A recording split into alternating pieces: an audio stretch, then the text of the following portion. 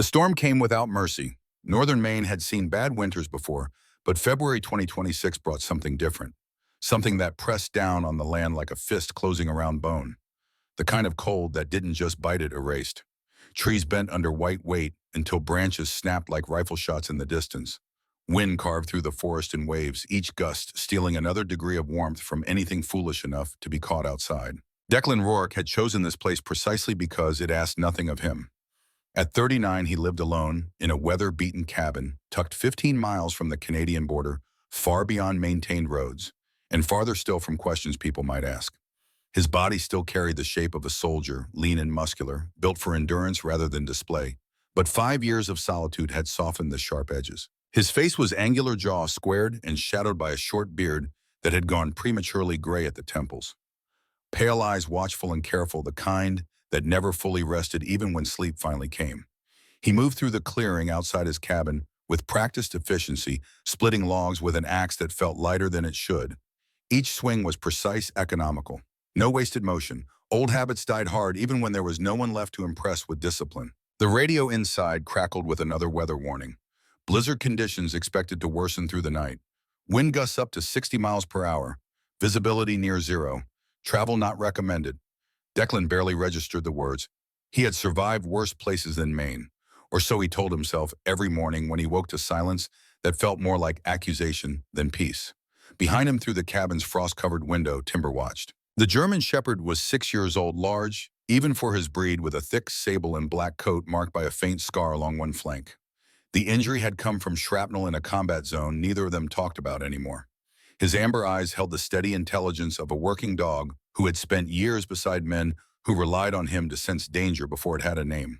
Timber's ears lifted slightly, not alarm yet, just attention shifting towards something beyond the immediate perimeter. Declan noticed immediately. He always did. He set the axe down and turned toward the tree line, scanning automatically for movement, for shapes that didn't belong. Nothing visible. Just snow beginning to fall, harder flakes moving sideways now, instead of straight down. The wind was changing direction. Inside the cabin, Declan secured shutters over windows reinforced years ago against exactly this kind of weather. He checked the generator, stacked firewood close enough to reach without stepping outside again. Inventoried supplies with the same methodical calm he once used to prep for missions overseas. Some instincts never left. Planning for worst-case scenarios had kept him alive when optimism killed better men. Timber remained near the door posture, shifting subtly. His breathing had slowed, his gaze fixed on something Declan couldn't see yet. Then the dog stood, fully, muscles tensing beneath thick fur. Not barking, not whining, just turning back once to fix Declan with a look that allowed no delay. That look triggered something buried deep in Declan's chest. A quiet shift. The civilian stillness he had wrapped around himself like armor gave way to something older. Something operational. He didn't question it, didn't hesitate.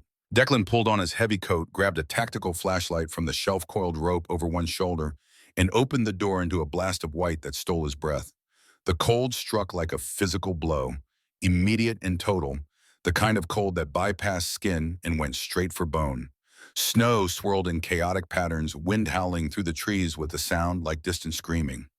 Timber moved ahead without waiting for a command. Head low, paws cutting through drifts with disciplined efficiency. He knew where he was going. Declan followed every step deliberate, aware that disorientation killed faster than exposure out here. The forest closed around them quickly, visibility dropping to less than 10 feet. He kept Timber's dark shape in sight, trusting the dog's instincts more than his own eyes. They moved deeper into the trees where the wind twisted strangely between trunks, creating pockets of relative calm, followed by sudden violent gusts. Snow had drifted high in places nearly waist deep. Declan's legs burned with the effort of pushing through. 400 yards from the cabin, Timber slowed. His body angled protectively, ears flat against his skull. A low growl rumbled in his chest, not directed at Declan, but at something ahead. Declan swept the flashlight upward, and the beam caught something that made him freeze despite years of conditioning. Two figures hung from a thick branch of an ancient pine tree, suspended by ropes bound around their wrists. Their boots hovered inches above the snow, bodies slack, uniforms stiff with ice. They were women, police officers. The dark blue fabric was torn and dirt-stained insignia, barely visible beneath accumulated frost. This was no accident. This was design. Declan scanned the tree line, instinctively noting the absence of struggle marks in the snow below them, the careful placement of the ropes. the way they had been positioned to ensure maximum exposure to wind and cold. Winter had been meant to finish the job. Clean and quiet, no witnesses, no evidence beyond what the storm would erase. He moved closer, snow crunching under his boots. Up close, he could see they were still alive. Barely. The taller woman was broad-shouldered, her build shaped by physical strength rather than softness. Blonde hair, once pulled into a tight, practical braid, now hung loose and frozen against pale skin, already showing the mottled discoloration of severe hypothermia. Her face was marked by exhaustion rather than fear, jaw still clenched even in near unconsciousness. The other woman was smaller, leaner, with sharper features and dark hair plastered to her cheeks in icy strands. Her skin was fair, drawn tight across angular bones. Her breaths came quicker, but shallower visible, as faint puffs in the flashlight beam. Declan would learn their names later. Detective Sloan Mercer, Officer Bryn Haskell. But in that moment, they were simply lives measured in seconds. Timber moved beneath them, positioning his body as if he could anchor them by presence alone, heat radiating from his coat in the frigid air. Declan acted without hesitation. Whatever he had come here to escape no longer mattered.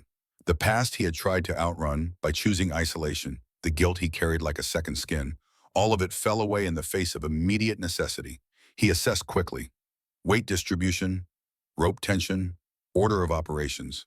The taller woman's breathing was more irregular, more critical. She would not last long. Declan braced himself beneath her fingers, already numb, but moving with precision born from years of practice. He cut the rope with a controlled motion, guiding her descent until her boots touched snow and her full weight sagged into his arms. She was heavy with cold muscles, slack breath so faint it brushed his neck like a question rather than proof of life. He lowered her onto an insulated pad he had pulled from his pack, shielding her from the ground's killing cold. Timber pressed close, immediately working without command, radiating heat against her side. Declan repeated the process with the second woman adjusting for her lighter frame, steadying her descent with one hand while the rope played out through the other. As he wrapped them both in thermal layers pulled from his pack, something settled inside him. Not fear, not anger, recognition. This was the moment he had tried to outrun by choosing isolation. The moment where turning away would define him more completely than any battle he had fought overseas. The storm had not called him here by chance. It had demanded a choice. Declan Rourke made it without looking back. The return to the cabin began without ceremony. Only necessity. Declan moved first, carving a narrow path through drifts that had already begun to erase their outbound tracks. He secured the taller woman Sloan across his shoulders using rope and a field carry he had learned in places where stopping meant death. Her body was heavy with cold muscles, completely slack. Breath so faint he had to concentrate to feel it against his neck. The smaller woman, Bryn, stayed on her feet, but barely. Declan looped rope around her waist and across his own shoulder, creating a tether that let her lean forward without falling. She moved like someone underwater, each step requiring conscious thought.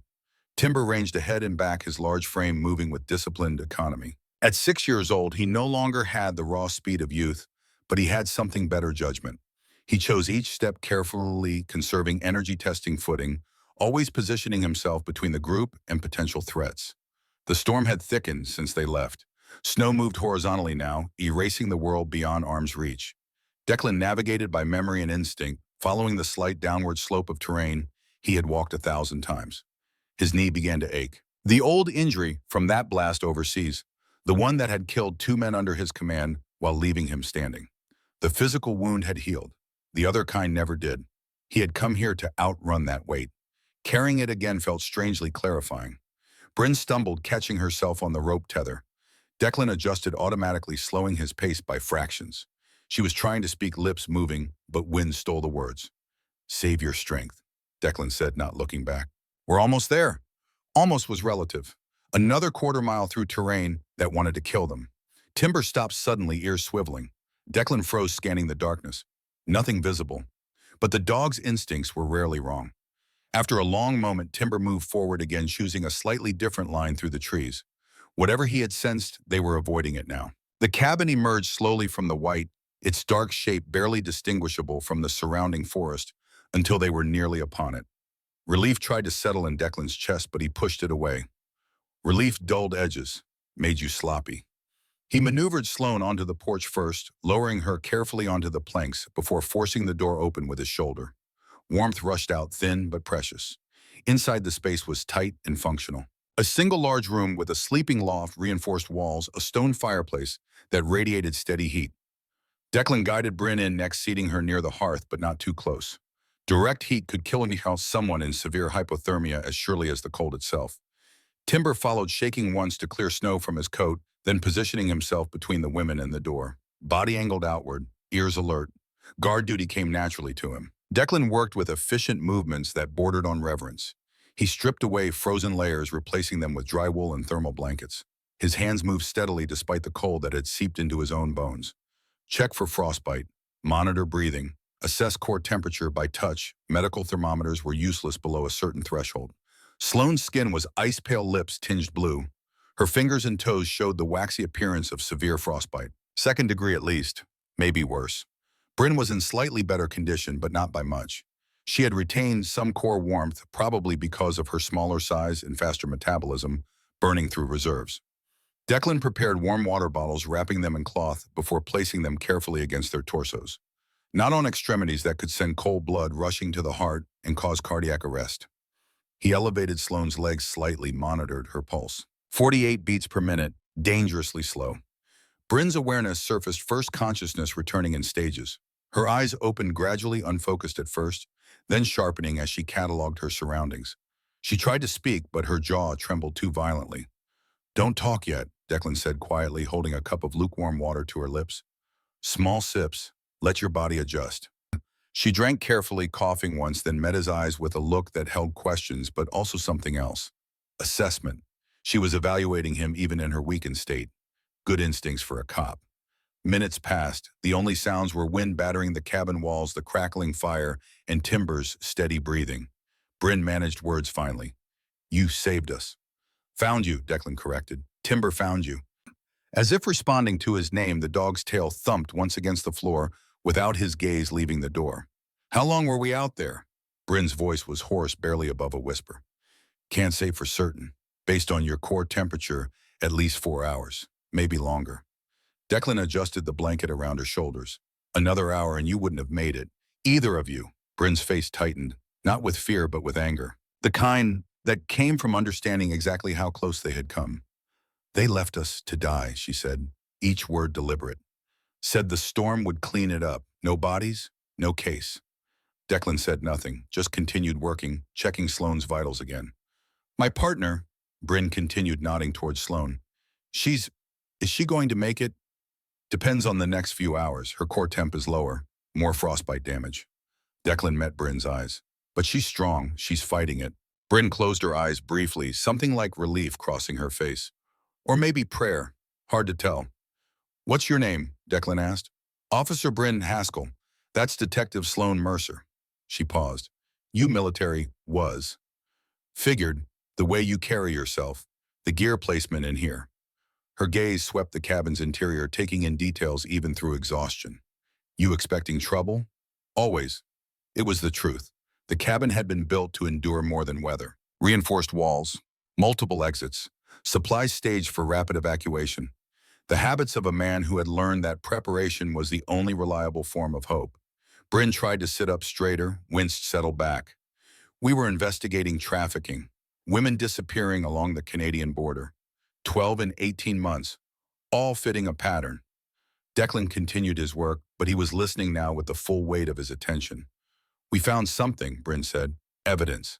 But someone inside the department—" She trailed off, jaw tightening. "Someone didn't want us to find it. That's why they left you out there." "Yeah," bitter anger edged her voice. "Make it look like we got lost in the storm. Tragic accident. 2 cops who should have known better." Declan moved to check Sloane again. Her breathing had stabilized slightly. Pulse still slow, but steadier. Small victories. "Before they grabbed us," Bryn said quietly, "I hid something." She reached down with trembling fingers, struggling with her boot. Declan helped her, pulling it off carefully. Bryn reached inside, feeling around the insole, then pulled out a small object wrapped in plastic. A memory card, no bigger than a thumbnail. "Photos," she said, "of the trucks, the routes, some faces." She held it out to him. "This is what they wanted to erase."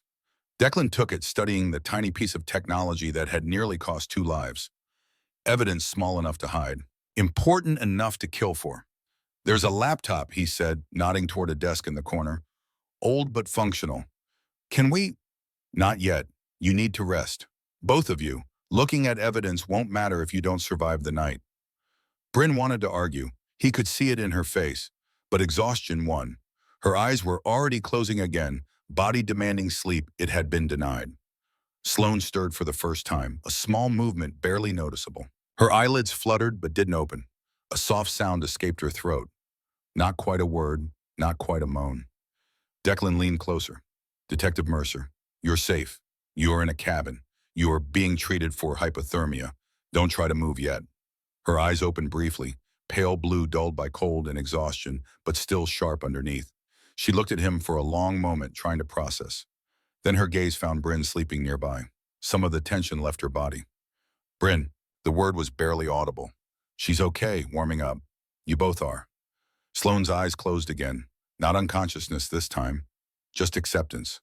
Trusting that for now someone else was handling things. Declan sat back, letting himself exhale fully for the first time since finding them. Timber moved closer, pressing against his leg. Solid, warm, present. Outside, the storm showed no signs of easing. Wind screamed around the cabin's corners. Snow piled higher against the walls. The kind of weather that could last hours or days. The kind that cut you off from everything. Which meant whoever had left those women out there to die thought the job was done, but they thought the storm would cover their tracks. Erase the evidence. Turn two inconvenient detectives into a tragic footnote. Declan rose and moved to the window, carefully shifting the shutter to peer out. Nothing but white darkness. But somewhere out there, people who had tried to commit murder were assuming they had succeeded. The question was what they would do when they realized they were wrong. He checked his weapons. AR-15 cleaned and loaded, Glock 19 on his hip, extra magazines staged at strategic points, escape routes mentally rehearsed. Old habits. Timber watched him with knowing eyes. The dog understood preparation for violence, had seen it before, had participated in it. Declan returned to the women, adjusting their blankets, checking vitals one more time. Bryn was sleeping deeply now, body finally allowing itself to believe safety was real. Sloane's breathing had evened out, color returning slowly to her face. Still critical but trending towards survival. He allowed himself a moment to simply sit, back against the wall where he could see both the door and his patients. Timber settled beside him close enough that Declan could rest one hand on the dog's shoulder. 5 years he had lived here. 5 years trying to convince himself that distance from responsibility was the same as peace. That choosing isolation meant choosing safety. That if he didn't lead anyone, he couldn't fail them. And in one night, 2 dying women and a blizzard had proven every assumption wrong. The war he thought he had left behind was not behind him at all. It had simply been waiting. Quieter. Closer. No less demanding. Sloane's words came back to him, that barely audible whisper. Bryn. In that single word, Declan heard what he had once felt for the men under his command. Responsibility. Connection. The weight of caring whether someone else lived or died. He had run from that weight, built a life specifically designed to avoid it. Now it sat sleeping 6 feet away, wrapped in thermal blankets, trusting him to keep them alive through the night. Timber's ears swiveled suddenly, alert. Declan was on his feet before conscious thought caught up. The dog was staring at the north wall, body tense, a low growl building in his chest. Outside, through the howling winds, something had changed. Declan moved to the perimeter cameras he had installed years ago. Hidden, battery-powered. Linked to a monitor that showed grainy black and white footage. 3 sets of headlights were moving slowly through the forest toward the cabin. Vehicles built for winter terrain, taking their time, confident in their approach. ETA, 8 minutes. Bryn's warning came back to him. Someone inside the department hadn't wanted them to find evidence. Someone with enough resources to send armed men into a blizzard. Someone who needed to confirm the job was finished. Declan's pulse didn't accelerate. That was training. The ability to look at incoming violence and feel nothing but cold calculation. He moved quickly but without panic, gathering additional weapons, positioning them within reach, checking sight lines from each window. Sloane stirred, consciousness returning. Her eyes opened more fully this time, awareness sharpening as she took in Declan's movements. What's happening? Her voice was stronger now, still rough but functional. Company coming. 3 vehicles. ETA 7 minutes. Sloane tried to sit up, managed it despite obvious pain. They're coming to finish it. That's my assessment. Bryn woke at the sound of voices, instantly alert despite exhaustion. Her training showed through. She assessed the situation in seconds, eyes moving from Declan to the weapons to the windows. How many? She asked. Can't tell from the cameras. At least 6, maybe more. Can we defend this? We can try, Mao. Sloane forced herself to stand using the wall for support. Her legs trembled, but held. Give me a weapon. Declan studied her. She could barely walk, fingers still showing frostbite damage. But her eyes were clear, determined. He handed her a Glock 19. You know how to use this? I'm a cop, yes. You're a cop who nearly froze to death 2 hours ago. Can you shoot straight? Sloane checked the magazine, racked the slide with practiced ease, despite her damaged fingers engaged the safety. Guess we'll find out. Bryn was already moving slower, but with the same determination. What do you need me to do? Declan laid it out quickly. Defensive positions, firing lanes, what to do if they breached the door. The escape tunnel he had built years ago, accessible through a hidden panel in the floor. If it goes bad, he said, meeting both their eyes, you run through the tunnel. There's a secondary cabin half a mile north. Supplies there, radio. What about you? Sloane asked. I'll buy you time. That's not a plan, that's suicide. That's covering your retreat. Sloane shook her head. We're not leaving you behind. We don't abandon people. Something in her voice, absolute conviction, made Declan pause. These women, still recovering from hypothermia, barely able to stand, were ready to fight rather than run. It reminded him of something he had forgotten during 5 years of isolation.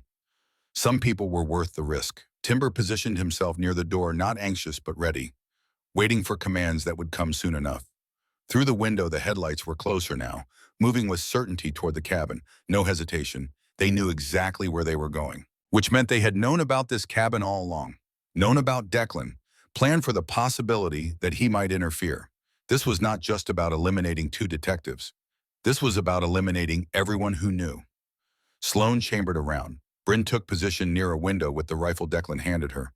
All 3 of them spread out, creating crossfire each, watching a different approach. The vehicles stopped 100 yards out, engines idling, headlights cutting through the snow, dark shapes moving between the beams. Declan counted 5 visible, possibly more staying with the vehicles. They were not rushing in. Good tactics.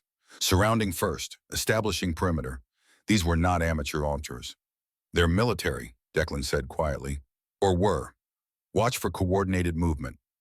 A long minute passed, wind howling, snow falling, the standoff extending. Then a voice cut through the storm, amplified by a megaphone. Declan Rourke, we know you're in there. Send out the detectives. Do that and you walk away from this. Sloane met his eyes across the room. Silent communication. They both knew that was a lie. Declan moved to the door, opened it just enough to shout back. How about you walk away instead? Forget you were here. I'll forget I saw you. A pause, then laughter. Cold, cruel. Not how this works, Rourke. You're former military. You know how this plays out. You're outnumbered, outgunned. Only one way this ends. Then why are we talking? Another pause. Longer this time. Because the voice said, we'd rather not kill a veteran if we don't have to. Professional courtesy. But those 2 cops in there with you? They're already dead. They just don't know it yet. Department wants them gone. Higher up than you can imagine. So here's the deal. You hand them over. We make it quick and clean. You get to keep living your quiet life out here. Nobody needs to know you were involved. Declan glanced at Sloane and Bryn. They were listening to every word, hearing exactly what they were worth to the people they had sworn to serve. What's your answer, Rourke? Declan closed the door without responding. Moved back to his position. They're going to come in hard now, he said. No more talking. Be ready. Sloane nodded. Bryn adjusted her grip on the rifle. Timber's muscles coiled. The first shot came 30 seconds later. Not aimed at the cabin, aimed above it. A warning, or maybe just establishing aggression. Then silence again. The worst kind.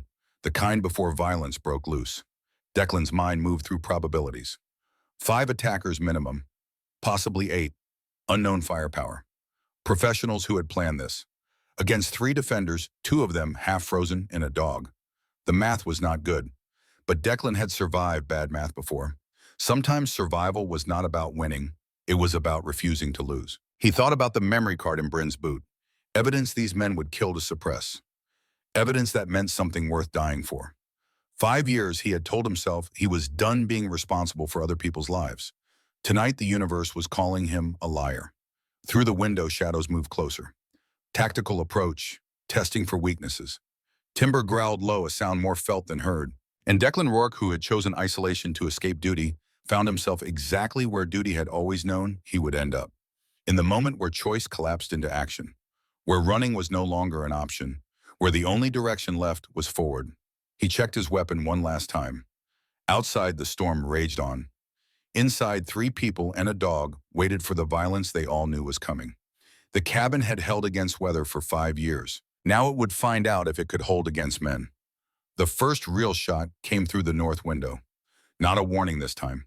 A 9mm round that punched through the shutter Declan had reinforced with steel plating, splintering wood, but losing velocity before embedding itself in the far wall.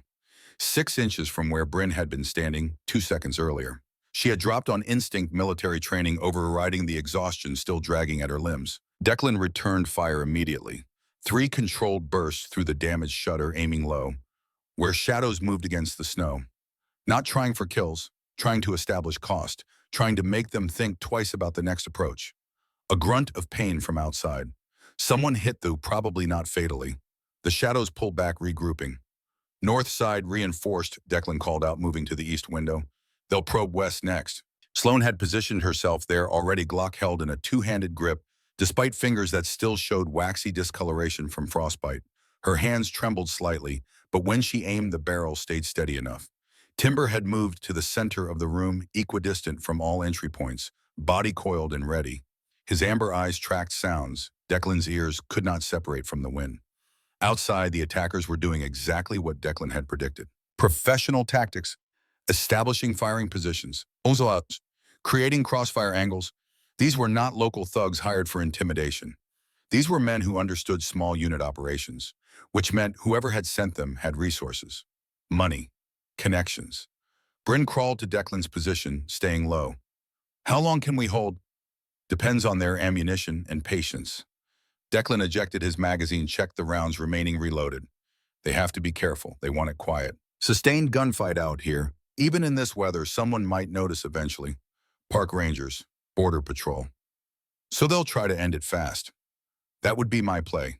As if confirming his assessment, a new sound cut through the storm. The metallic clink of something small hitting the porch. Declan recognized it instantly. Flash grenade. Cover your eyes, now. He squeezed his eyes shut, covering them with one arm. Even through closed lids and flesh, the detonation was bright enough to leave after images. The concussive boom rattled the cabin's windows. Before the echo faded, the front door exploded inward. 2 men rushed through the breach, moving with coordinated precision. The first one made it 3 steps before Timber launched himself across the room. 80 pounds of trained aggression hitting the attacker's center mass, jaws clamping down on his firing arm. The man screamed. His partner tried to swing his weapon toward the dog, but Sloane fired twice from her position. Both rounds hit torso. The man went down hard.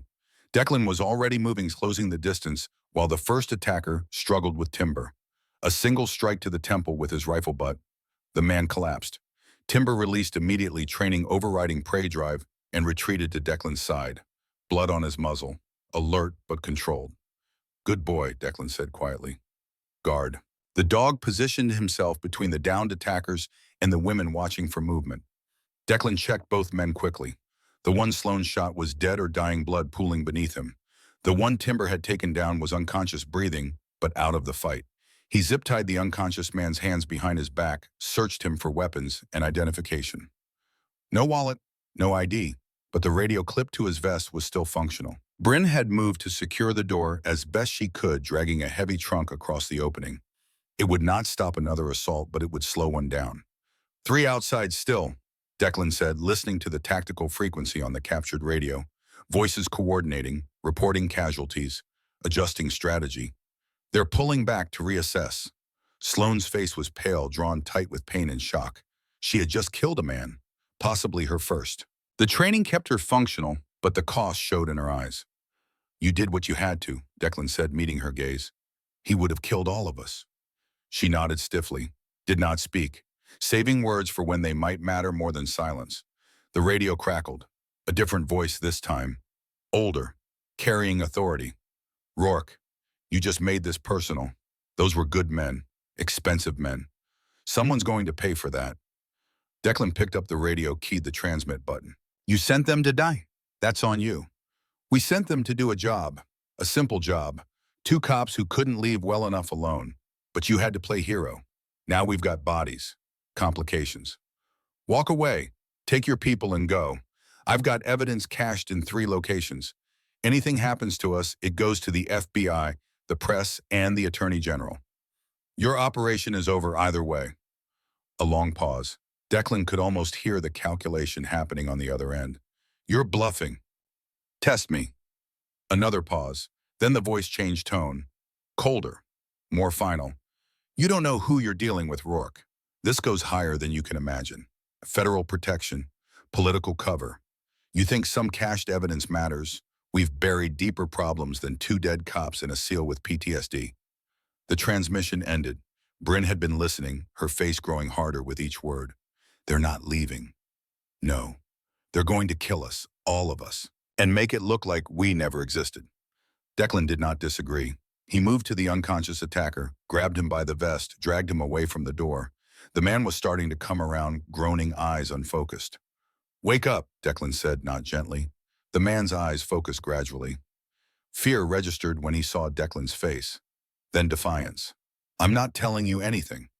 Your friends just left you behind. You heard them on the radio.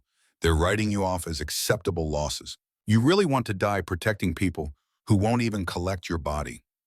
The man's jaw tightened, but doubt flickered in his eyes. Sloane moved closer, lowering herself carefully to his eye level. What's your name? Doesn't matter. It matters to me. I just killed your partner. I'd like to know who I'm talking to. The directness seemed to catch him off guard. He studied her face, saw something there that made him reconsider. Jace, he said finally. Jace Kowalski. Former military. Jace, a slight nod. Marine Corps, 2 tours, honorable discharge. So what are you doing working for people who murder cops? Jace's face twisted. It's not like that. We were told you 2 were dirty, that you were interfering with a federal investigation, that taking you out was sanctioned. By who? I don't know names. I'm 3rd-tier contractor. I get a location, a target description, a payment, that's it. Bryn knelt down now too, despite the pain it cost her. But you know who hired your company. Jace hesitated, loyalties warring with survival instinct. Sloane's voice softened slightly. Jace, listen to me. We're not dirty cops. We were investigating a trafficking ring. 12 women missing, maybe more. Young women. Disappeared along the Canadian border. Someone with authority wanted us to stop looking. Someone with enough power to hire your team, enough power to make local police look the other way. Something shifted in Jace's expression. Not quite belief, but consideration. Who signed the contract? Declan pressed. You might not know names, but you know rank. You know chain of command.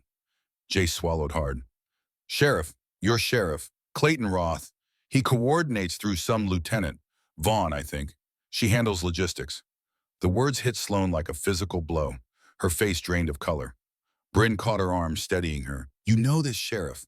Sloane could barely speak. He trained me 6 years ago when I made detective. He's been a mentor. I trusted him. The betrayal was written across every line of her face. Not just professional, personal, the kind that cut deep and stayed. Declan had seen that look before, on the faces of soldiers who learned their commanding officer had sold them out. It was a wound that did not heal cleanly. He gave Sloane a moment, then continued questioning Jace. How many in your team total? 8 originally, 2 dead now. 6 still operational, all contractors. Yeah, a mix of former military and private security. Good guys mostly, just trying to make a living. By murdering cops. Jace flinched. We were told it was legal. Black ops legal, but still sanctioned. Does that help you sleep at night? No answer. Declan stood paced to the window. The attackers had pulled back farther now, regrouping beyond effective rifle range. Lights still visible, but stationary. They were planning something. Probably waiting for reinforcements or better equipment. He turned back to Jace. What's the extraction plan? How are they getting out of here after the job's done? Helicopter, military, surplus Black Hawk, pilots on standby 20 miles south. So they've got air support. For extraction only, he won't engage. Just pick up. That was something at least. No gunships strafing the cabin. But it also meant the attackers had a guaranteed way out once they finished the job. Bryn was studying the memory card she had pulled from her boot earlier. We need to get this evidence out. Even if we don't survive, someone needs to see what's on here. The laptop, Declan said, nodding toward the desk. It's old, but it has satellite internet. Slow but functional. Sloane moved to the desk despite her injuries powered up the machine. It took 2 minutes to boot an eternity in the digital age. But finally the desktop appeared. Bryn inserted the memory card with trembling fingers. Files populated the screen.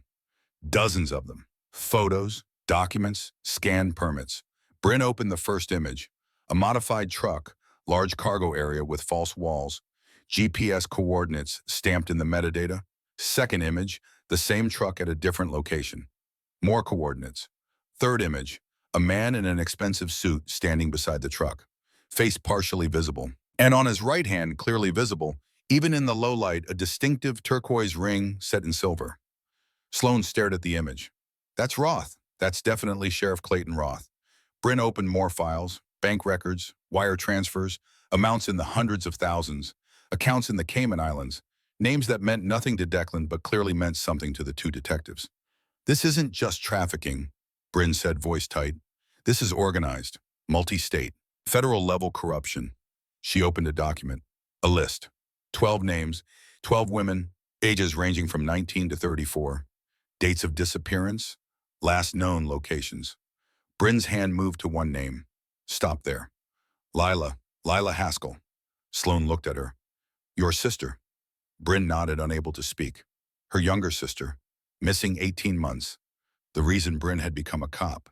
The reason she could not let this case go. Seeing the name in black and white, part of an official list, made it real in a way Hope had denied. We're sending this, Declan said. Right now, multiple recipients, FBI, state police, U.S. Marshals. Press if we have to. If we send it now, we lose our leverage, Sloane said. They'll know we copied it. They'll have no reason to keep us alive. They already have no reason to keep us alive. At least this way the truth gets out. Sloane considered, then nodded. Do it. Bryn began composing an email.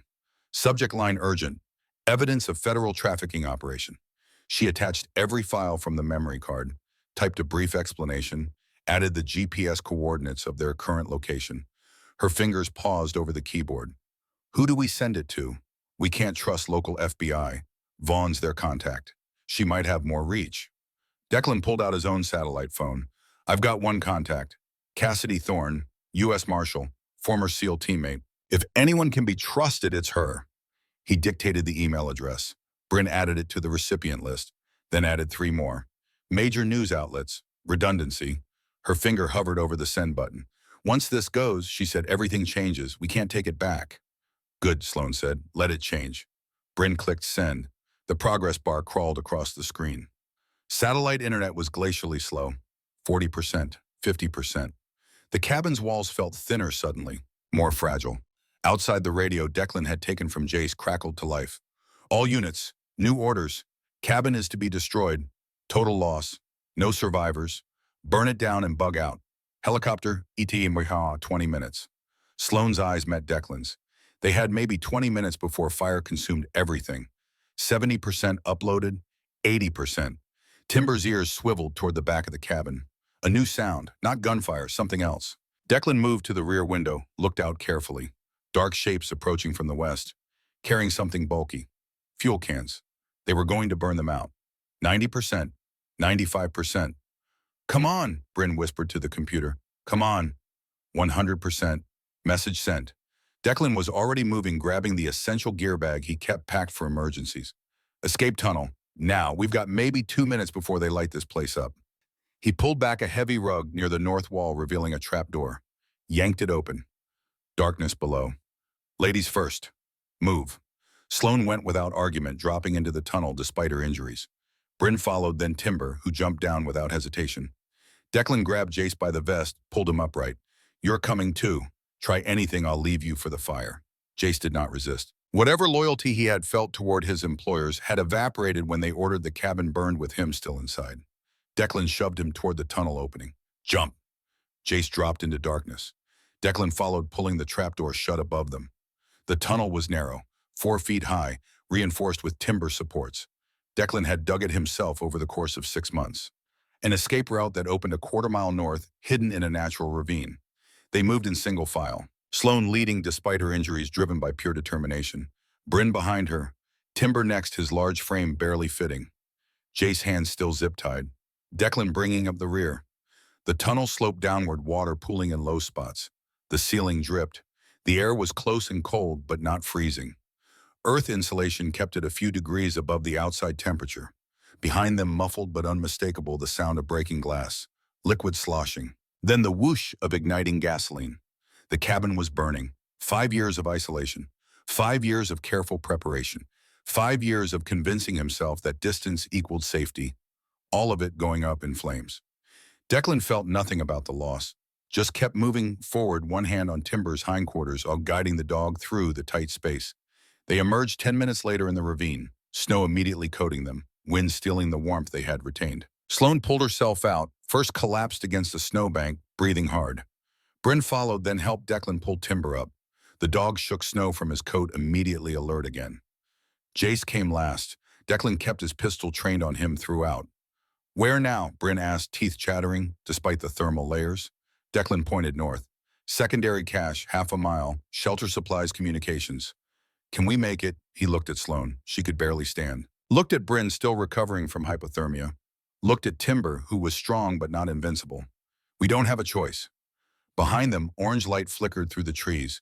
The cabin was fully engulfed now, smoke rising into the storm, dispersing quickly. The radio Declan had kept crackled. "Cabin neutralized. Confirm 4 bodies inside." A pause, then another voice. "Unable to confirm. Fire too intense. Check the perimeter. Make sure no one got out." Declan switched off the radio. They would be searching soon, looking for tracks in the snow. "Move," he said quietly. "Stay close. Step where I step." They moved north through the ravine, using the natural depression to hide their profile. Timber ranged slightly ahead, testing each step, choosing the path of least resistance. Sloane stumbled, caught herself on a tree, kept moving. Her face was drawn tight with pain, but her jaw was set. Whatever strength she had left, she was using it. Bryn was in better condition physically, but emotionally the weight was showing. Every few minutes she would look back, as if expecting to see flames following them, or maybe looking for her sister in the darkness. Lila's name on that list. Jace moved without complaint, hands still bound. He had not spoken since leaving the tunnel, just followed orders. Survival instinct overriding everything else. The secondary cache was exactly where Declan had left it 3 years ago. A small dugout shelter built into the side of a hill, camouflaged with natural materials and reinforced against weather. Big enough for 4 people if they did not mind close quarters. Inside, emergency supplies. Sleeping bags, MREs, first aid, and most importantly, a backup satellite phone and radio. Declan got them settled, distributed sleeping bags, fired up a small camping stove for heat. Not much, but enough to keep hypothermia at bay. Sloane sat against this wall, eyes closed, breathing carefully. Every breath seemed to cost her. Bryn checked the first aid kit, found antibiotics, handed them to Sloane. "For your frostbite, prevent infection." Sloane took them without argument, swallowed them dry. Declan powered up the satellite phone. It took a minute to acquire signal through the storm. Then finally connection established. He dialed the number he had memorized years ago, the one he swore he would never use unless absolutely necessary. It rang 4 times. Then a voice answered. Female, professional, cautious. "Thorne." "Cassidy, it's Declan Rourke." A pause, long enough to confirm she recognized the name. "Rourke, it's been, what, 5 years?" "About that." "You finally ready to rejoin civilization?" "Not exactly. I need help, federal level, and I need it fast." The tone of her voice changed, all business now. "What's the situation?" Declan laid it out in concise terms. The 2 detectives, the trafficking evidence, the sheriff and lieutenant running the operation, the attack on his cabin, the men still hunting them.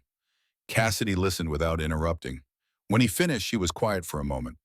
"You're telling me a county sheriff is running a multi-state trafficking ring with federal protection?" "That's what the evidence shows. We sent you files 20 minutes ago. Check your secure email." He heard typing on her end, a pause.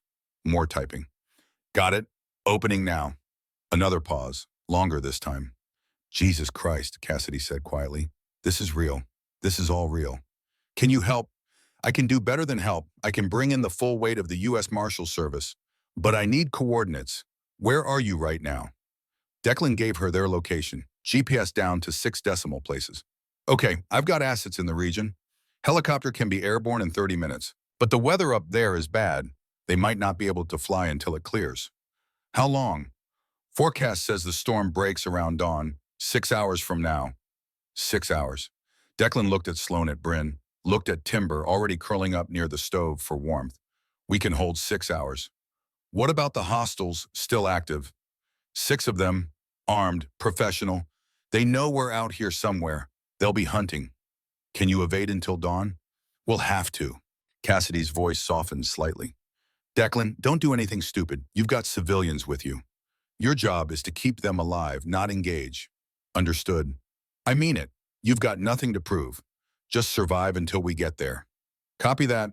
He ended the call, looked at the 3 people and 1 dog sharing this tiny shelter with him, all of them depending on him to make the right calls. Sloan had her eyes open now watching him. 6 hours. Give or take. They'll find us before then. Maybe. Definitely. She shifted, wincing at the movement. They know this terrain. They've got thermal imaging. We're leaving tracks in the snow. Declan did not disagree. She was right. Survival was not about hiding anymore. It was about staying mobile, staying unpredictable. Then we don't stay here, he said. We move every 90 minutes. Keep them guessing. Make them work for it. Bryn looked up from where she was tending to Timber's paws, checking for ice buildup between his toes. We can barely walk. How are we supposed to keep moving for 6 hours? 1 step at a time, 1 minute at a time, the same way we've survived everything else tonight. Sloan met his eyes across the small space. Why are you doing this? You could have left us out there. Could have stayed out of it. This isn't your fight. Declan was quiet for a long moment, thinking about the men he had lost, the guilt he had carried, the isolation he had chosen. 5 years ago, he said finally, I gave an order that got 2 of my men killed. I told myself I would never be responsible for lives again. That distance was safety. But tonight, when Timber found you out there, he paused. I realized running doesn't erase the debt. It just compounds it. Sloan nodded slowly, understanding without needing more words. Outside, the storm continued its assault. Wind howling, snow falling, and somewhere in that darkness, 6 men were hunting them. But for the first time since finding those 2 women hanging from a tree, Declan felt something that had been absent for 5 years. Purpose. Not redemption. Not yet. Maybe never. But purpose was enough. Timber raised his head, suddenly ears forward. Alert. Voices in the distance. Faint but getting closer. They're sweeping the area, Declan said, killing the stove, plunging them into darkness. Everyone quiet, don't move. The voices grew louder. 2 men, maybe 3, moving methodically through the trees. In the darkness of the shelter, 4 people and 1 dog held their breath and waited to see if the next 6 hours would be about survival or something much worse. The voices passed within 30 yards of the shelter. Declan held perfectly still in the darkness, 1 hand on Timber's collar, feeling the dog's muscles coiled and ready beneath thick fur. The German shepherd understood silence the way most animals understood breathing. He did not growl, did not shift, simply waited with the patience of a creature who had learned that survival often meant doing nothing at all. Sloan and Bryn were equally motionless, years of police training overriding every instinct to move, to prepare, to do something other than sit in the dark while armed men hunted them. Jay's hands still zip-tied pressed himself against the earthen wall. Whatever loyalty he had felt toward his former teammates had evaporated completely. Now he was just another person trying not to die. The searchers moved past their voices, fading into the storm. Declan waited another 5 minutes before allowing himself to exhale fully. They'll be back, Sloan whispered. That was just the first sweep. Which is why we move now. Declan checked his watch. The luminous hands showed 0247 hours. Dawn was still 4 hours away. 4 hours until the marshals could fly. 4 hours of staying ahead of professional hunters in hostile terrain. He distributed what supplies they could carry. MRES stuffed into pockets. Emergency blankets, the satellite phone, extra ammunition for the weapons they had salvaged from the cabin. Bryn helped Sloan to her feet. The detective's face was drawn with pain, her frostbitten fingers clumsy despite the warming they had received. But she moved without a complaint, jaw set with determination that spoke of will overriding physical limitation. They emerged from the shelter into the full fury of the storm. Wind had picked up, driving snow horizontally now. Visibility was less than 10 feet. Brutal conditions for travel, but also brutal conditions for tracking. Declan led them northeast away from the cabin site, away from the most obvious escape routes. He chose terrain that punished them, but would punish pursuers equally. Rocky ground where snow did not accumulate as deeply, stream beds where water erased tracks, ridgelines where wind scoured the earth clean. Timber moved ahead, testing each step, choosing paths that balanced speed with concealment. At 6 years old, he no longer had the endurance of his prime, but experience taught him how to conserve energy, how to move efficiently through hostile terrain. They walked for 90 minutes. No one spoke. Speech required breath they could not spare. Every calorie mattered now, every degree of body heat. Declan called a halt in a natural depression surrounded by dense evergreens. The trees broke the wind, slightly creating a pocket of relative calm. They huddled together for warmth, sharing body heat without ceremony. Sloane's breathing had become labored, each inhalation sharp and pained. Declan recognized the signs. Cracked rib from the hanging had worsened with exertion, possibly puncturing lung tissue. "Let me see," he said quietly. Sloane shook her head. "I can manage." That wasn't a request, detective. She met his eyes, saw something there that made her acquiesce. She opened her coat enough for Declan to examine her torso. Even through her shirt that he could see the discoloration. Dark bruising spreading across her right side. He pressed gently. Sloane hissed in pain, but did not pull away. "Ribs definitely broken. Possibly two. The way you're breathing, there's at least some fluid in your lung." He met her eyes. "You need a hospital, soon." "Well, that's not happening for 4 hours, so I guess I keep breathing until then." Bryn pulled out the first aid kit, found the strongest painkillers available, handed them to Sloane with water from a canteen that was already half frozen. Sloane swallowed the pills. "How much longer can we keep moving?" Declan checked his watch again. 0427 hours. 3.5 hours until the marshals can fly, but the storm's supposed to break around dawn. Once visibility improves, thermal imaging becomes more effective. So our best cover disappears right when we need it most. That's about the size of it. Timber suddenly tensed, nose lifting to test the air. He turned to face south, a low rumble building in his chest. Declan held up a hand for silence. Listened past the wind. There, the distant thrum of an engine. Not ground vehicles. Something else. "Helicopter," Bryn said, recognizing the sound. "Their extraction bird. They called it in early." Declan's mind raced through implications. Means they're either confident they'll find us soon, or they're cutting their losses and bugging out. The sound grew louder, rotors chopping through the storm. Searchlights suddenly blazed through the snow, brilliant and blinding. The helicopter was directly overhead now, maybe 200 feet up. Spotlights sweeping the ground in systematic patterns. "Don't move," Declan hissed. "Thermal won't see us through the tree cover if we stay still." The spotlight passed over their position, moved on, came back. The helicopter hovered, rotors creating a downdraft that sent snow swirling in chaotic patterns. For 30 seconds, that felt like 30 minutes, the aircraft held position. Then it banked sharply and moved north, searchlight, probing the forest in a new grid pattern. "They're not extracting," Sloane said. "They're hunting. And they've got aerial superiority." Declan cursed quietly. "We need to get under better cover, somewhere thermal imaging can't penetrate." Bryn pulled out the memory card they had risked everything to preserve. Studied it in the dim light. "The mining complex, the one in the photos. It's not far from here, maybe 2 miles northeast." "Underground structures," Declan said, seeing where she was going. "Natural thermal camouflage. But it's also their base of operations. Walking into it would be suicide." "Would it, Declan looked at Jace. "You were part of the security. What's the current operational status of that facility?" Jace hesitated, then seemed to calculate that cooperation was his best chance at survival. "Last I heard, they were moving the shipment out tonight. Route 9 crossing. Everything was supposed to be cleared by 0600. So the complex might be empty. Might be, or might have a skeleton crew. I don't know. I was perimeter security, not logistics." Sloane and Bryn exchanged glances, the same thought passing between them. The mining complex was not just thermal cover. It was where the evidence was, where the victims might still be. "We go there," Sloane said. "Not just to hide, to finish this." "You can barely walk," Declan said flatly. "You've got a punctured lung and frostbite. This isn't the time for heroics." "My sister is in one of those shipping containers," Bryn said, voice tight. "Lila. 18 months I've been looking for her. We're 2 miles away. I'm not running when I'm this close." Declan wanted to argue. wanted to tell them the mission was survival, not rescue, that getting themselves killed would not save anyone. But he looked at their faces and saw something he recognized from his own mirror 5 years ago. The desperate need to do something that mattered, to transform helplessness into action, to choose purpose over safety. If we do this, he said slowly, we do it smart. We're not walking in blind. We observe first. Confirm it's clear, or confirm we need to wait for the marshals. Bryn nodded. Agreed. They moved out again, heading northeast now, with renewed purpose. The terrain grew rougher. Old logging roads appeared and disappeared beneath the snow. Evidence of human activity decades old reclaimed by the forest.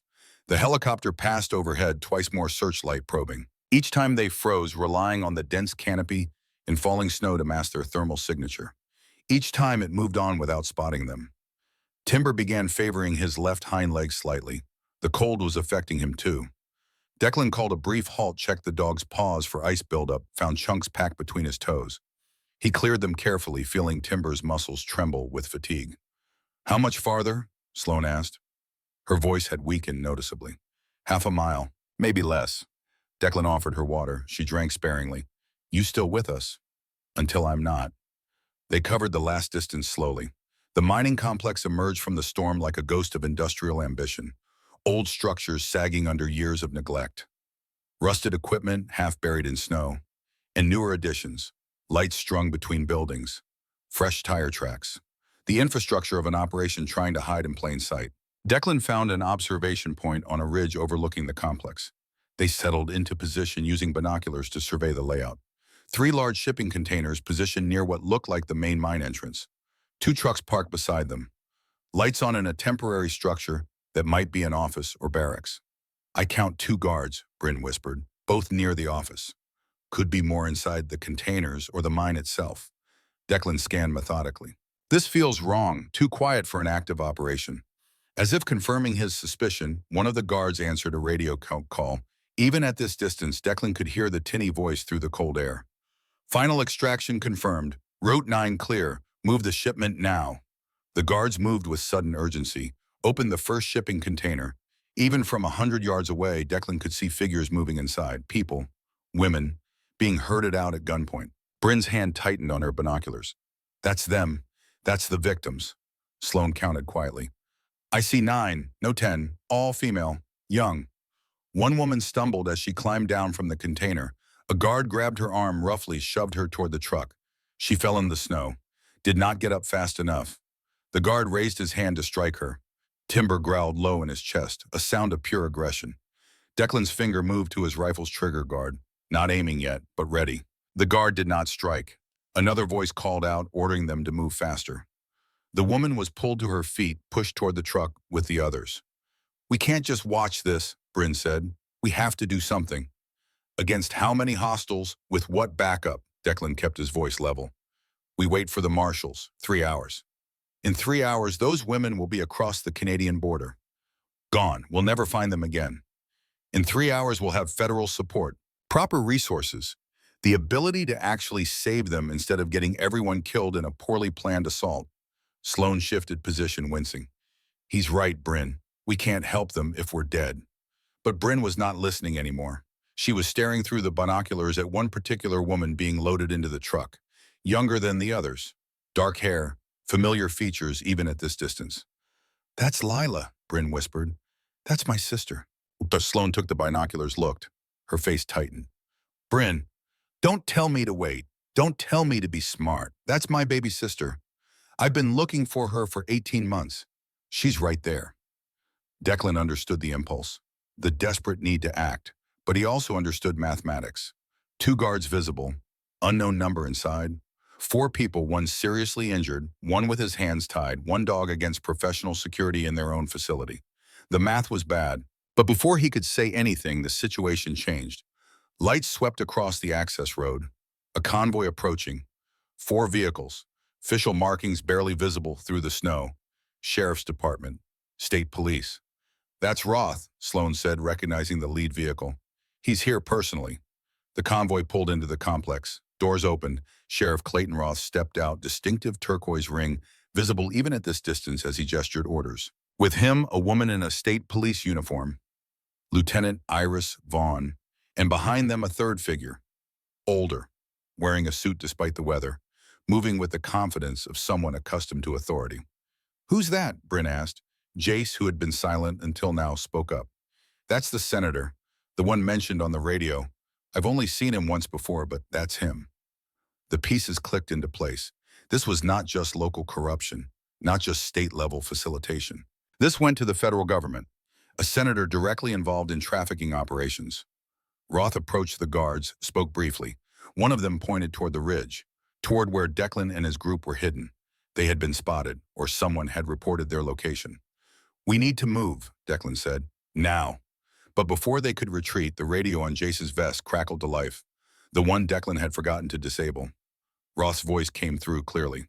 "Kowalski, I know you're out there, I know you've turned, but you've still got a chance to make this right.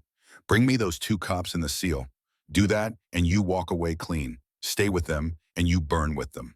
Jace looked at Declan, at the women, at the rifle pointed casually in his direction. "Don't even think about it," Declan said quietly. "I'm not." Jace's voice was steady. Whatever I thought this job was, that ends when senators start showing up to supervise human trafficking. "I'm done." Sloan reached over and cut his zip ties with a knife. "Then help us. What's the facility layout?" Jace rubbed his wrist, grateful and surprised. Main mine entrance leads to 3 tunnels.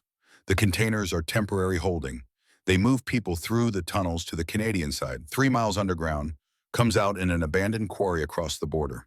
Security, usually 8 guards total, shifts of 4, but with the final extraction happening, probably all 8 are here now. The math was still bad, but it was less bad than it had been. Declan made a decision he knew might be his last. "We're not waiting for the marshals. Those women get moved in the next 30 minutes, we lose them forever." Sloane's head snapped up. "I thought you said we needed to be smart." "I also said I was done running from responsibility. So we're going to do something really stupid. And with luck, we'll survive it." He laid out the plan quickly. It was not complicated because complicated plans required resources they did not have. It was desperate and dangerous and relied on timing that had to be perfect. "This is insane," Bryn said when he finished. "Completely," Sloan agreed. "I'm in," Bryn said. "Me too," Sloan confirmed. Jace nodded. "I've got nothing left to lose. Let's end this." Declan looked at Timber. The dog met his gaze with amber eyes that had seen too many operations just like this. Desperate, dangerous, necessary. "One more time, boy, then we're done, I promise." Timber's tail moved once. Not enthusiasm, just acknowledgement. They moved down from the ridge in the pre-dawn darkness. The storm was finally breaking snow, tapering off visibility, improving by the minute. It would make them easier to spot, but it would also make their targets easier to hit. Declan positioned Sloan with the rifle on an overlook that gave her clear sight lines to the compound. "You're our overwatch. Anyone moves on the women, you take them down." "My hands are still shaking from frostbite. I might not be accurate." "Then aim for center mass and pray." He sent Bryn and Jace to the east side where they could create a diversion. Loud, obvious, make them think you're the main assault. "What are you doing?" Bryn asked. "What I do best. Going where I'm not supposed to be." He moved toward the mine entrance with only Timber beside him, using the pre-dawn darkness and the last of the snow for cover. Moving with the practiced silence of someone who had infiltrated hostile territory more times than he could count. The guards were focused on loading the women, on Roth and Vaughn and the senator having an animated discussion near the office. On the radio traffic, reporting that the helicopter had spotted something on the North Ridge. No one was watching the mine entrance. Declan slipped inside with Timber at his heel. The darkness was absolute. He switched on a red-filtered flashlight that preserved night vision. The tunnel descended sharply, shored up with ancient timbers that groaned under the weight of earth above. Voices echoed from deeper in, at least 2 people, maybe more. Declan moved toward the sound, Timber ghosting along beside him. The tunnel opened into a larger chamber. Emergency lighting strung along the walls, and in the center, 11 women huddled together. Guards stood watch, 3 of them, armed with rifles. The math was getting worse again. Outside, Bryn and Jace initiated their diversion right on schedule. Gunfire erupted, shouts. The guards in the chamber immediately tensed, 2 of them moving toward the tunnel entrance, leaving one behind with the prisoners. Declan waited until the 2 guards had passed his position. Then he moved. Silent, fast. The last guard never saw him coming. A controlled strike to the carotid artery. The guard dropped without a sound. The women stared at Declan in shock and fear. He held up one hand in a calming gesture. U.S. military, you're being rescued. Stay quiet and stay together. One woman younger than the others with dark hair and features that matched Bryn's stepped forward. Are you real? Please tell me you're real. I'm real. Is your name Lila? She nodded, tears starting. Your sister sent me. She's outside. We're getting you all out of here. The words broke something in Lila. She collapsed to her knees, sobbing.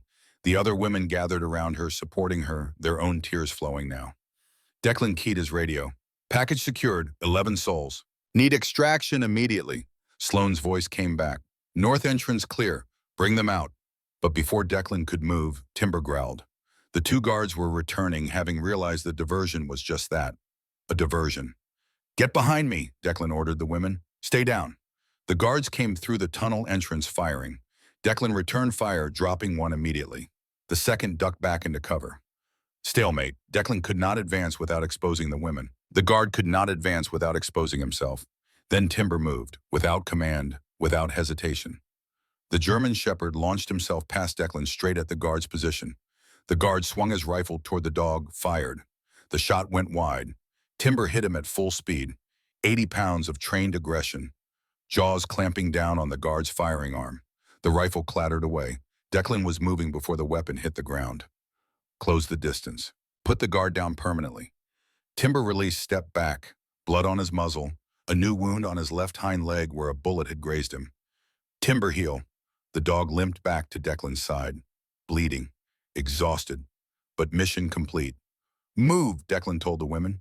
North tunnel. Fast as you can. They ran, frightened but desperate. Declan brought up the rear with Timber covering their retreat. They emerged from the mine to chaos. The diversion had worked too well. The entire security force was engaged with Bryn and Jace's position. Roth was shouting orders. Vaughn was coordinating on the radio. The senator had retreated to his vehicle. And from the south, the beautiful sound of helicopter rotors. But not the extraction bird. Federal markings, U.S. Marshals. Cassidy Thorne had arrived early. The helicopter settled into a landing zone 50 yards from the complex. Doors opened. Federal agents poured out. Armed, armored, moving with overwhelming force. Roth saw them and went for his sidearm. Sloane, from her overwatch position, put a round into the ground at his feet. He froze. U.S. Marshals, Cassidy's voice boomed through a megaphone. Everyone on the ground now. The security guards, recognizing federal authority and overwhelming numbers, complied immediately. Weapons down, hands up. Vaughn tried to run, made it 10 steps before a marshal tackled her. The senator stood frozen beside his vehicle, face pale, calculating odds that had suddenly turned catastrophically against him. Declan guided the women toward the marshal's Timber, limping beside him. Medics rushed forward, began triage. Bryn appeared from the east position, running toward the group of rescued women. Lila! The sisters collided in an embrace that spoke of 18 months of anguish, finally ending. Both of them crying, both of them holding on like they would never let go. Sloane descended from her position, moving slowly but steadily. She walked directly to Sheriff Roth, stood in front of the man who had trained her, mentored her, betrayed her. You're under arrest, she said quietly, for human trafficking, for attempted murder of police officers, for corruption, and for making me doubt everything I believed about duty. Roth said nothing, just stared at her with empty eyes. Cassidy Thorne approached Declan, taking in his appearance. Wet, exhausted. Blood on his clothes that might or might not be his own. Rourke, you look like hell. Feel worse, but we got them all. So I see. She glanced at the women being loaded into the helicopter, at Timber receiving attention from a veterinary medic, at Bryn and Lila still holding each other. When you call for help, you don't do anything small, do you? Learned it from the best. Cassidy's expression softened slightly. For what it's worth, you did good work here tonight. Saved a lot of lives. Just finished what these two detectives started. Declan nodded towards Sloane and Bryn. They're the ones who wouldn't let it go. The sun was rising now, breaking through the departing storm clouds. First light painting the snow gold and pink. Beautiful despite everything. Medical personnel approached, insisting on examining everyone. Sloane was loaded onto a stretcher. Despite her protests, rushed toward the helicopter for immediate transport. Her lung had partially collapsed. She needed surgery. Bryn refused to leave Lila's side. The marshals allowed it, loading them both onto the same transport. Jace surrendered himself voluntarily to Cassidy, providing names, contacts, everything he knew about the operation, buying himself consideration through cooperation. Timber received treatment for his leg wound. The bullet had only grazed muscle. He would heal. But the veterinary medic recommended rest and monitoring, as if rest was something Timber understood.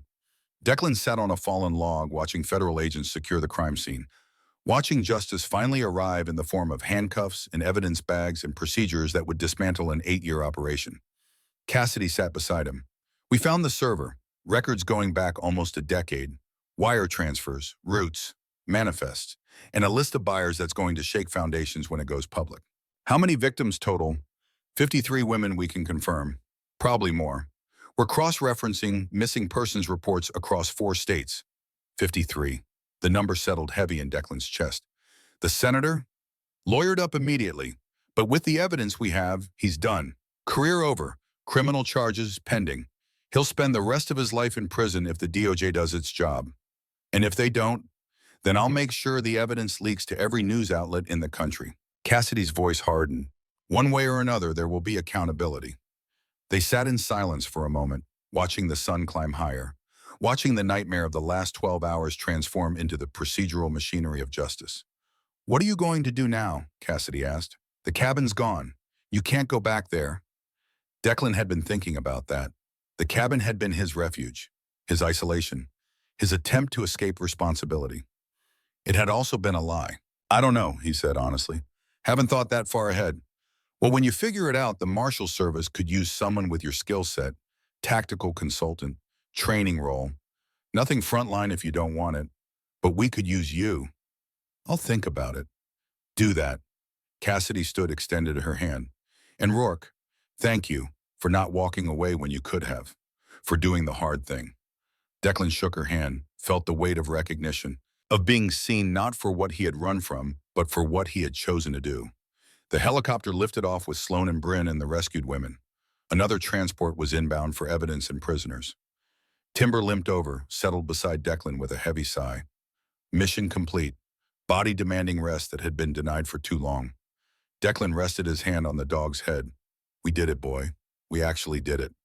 Timber's tail thumped once against the snow. 6 months later, Declan stood in a federal courthouse in Portland, Maine, watching the sentencing phase of United States versus Roth. Sheriff Clayton Roth received 45 years without possibility of parole. Lieutenant Iris Vaughn received 38 years. The senator whose name had dominated headlines for months received life imprisonment. 17 other officers across 4 states had been arrested. 11 had already been convicted. The remaining trials were pending. The Northern Border Trafficking Task Force had been established with federal funding and multi-state jurisdiction. Sloan Mercer had been promoted to lead the investigation unit. Bryn Haskell served as specialist in data analysis and victim coordination. They had recovered 64 victims total, 19 from secondary locations, 45 from the extensive records that had been preserved. Not everyone had survived. Some had been moved before raids could be executed. Some had been killed to eliminate witnesses. The task force was still searching, but 64 was 64. 64 lives returned, 64 families reunited, 64 reasons to keep fighting. Declan had accepted Cassidy's offer, tactical consultant for the U.S. Marshal Service. Training role, teaching younger agents how to survive hostile situations, how to make hard calls under pressure, how to live with the consequences. He had bought a small house outside Portland, nothing fancy, but with room for Timber, room for the occasional visitor, room for a life that did not depend on isolation. Sloan visited sometimes. She had recovered fully from her injuries, though her hands still showed faint scarring from the frostbite. She never talked about the night in the blizzard. Did not need to. Some experiences lived in silence more honestly than in words. Bryn came by less frequently, but always with Lila. The younger sister was in therapy rebuilding a life that had been stolen. It was slow work, painful work. But she was trying. That was all anyone could do. Try. Timber had healed completely. His legs showed only a slight stiffness in cold weather. He had been formally retired from any official duties, but he still accompanied Declan everywhere. Still positioned himself between Declan and potential threats. Still sensed danger before it had a name. Some habits were permanent. On a cold November evening, Declan drove north with Timber in the passenger seat. Back toward the land where it had all happened. The cabin site was still there, foundation exposed, charred timbers scattered by wind and weather. He had not planned to rebuild, had not planned to return at all. But standing there in the gathering darkness, looking at the ruins of his isolation, he felt something shift. The past did not own him anymore. The guilt he had carried for 5 years had not disappeared, would never disappear completely, but it had transformed into something else. Not redemption. That was too clean, too final, but purpose, direction. The understanding that running from responsibility was its own kind of failure. He thought about the two detectives hanging from that tree, about Timber finding them in the storm, about the choice he had made to stay when every instinct screamed to run. That choice had saved lives, had dismantled an operation that had stolen years from dozens of women, had brought accountability to people who thought themselves untouchable. One choice, one moment, one refusal to look away. It had changed everything. Timber pressed against his legs, solid and warm.